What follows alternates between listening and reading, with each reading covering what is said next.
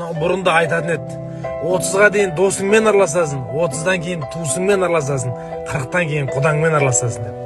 Сонда, жоқ, біздің до конца родной братья, салам алейкум деп осылай жүргенбіз. Бірақ өмірдің, қатыгез өмірдің шындығы мен шынайылығы өзінің ағымына қарай жүргізіп қояды екен. Қаласаң да, қаламасаң да.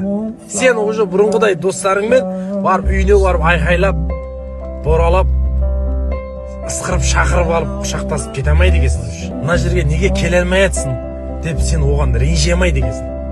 Ренжуге ақың да жоқ екен даже. Өйткені сен оны түсінесің.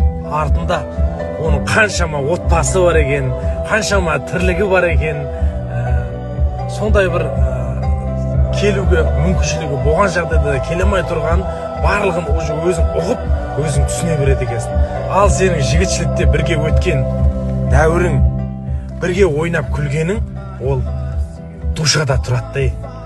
Душада ше. Бәрібір от души ол досың, достарыңды сағынып тұрасың да, бір көріп, бір әңгіме мауқыңды бассын келеді. Сондай от души деген достар жүректе болады. Сол душадағы шынымен деген достарға жіберіп қояқшы. Бауырлар, достар әрқашан отбасы үшін, өзі үшін аман болсын.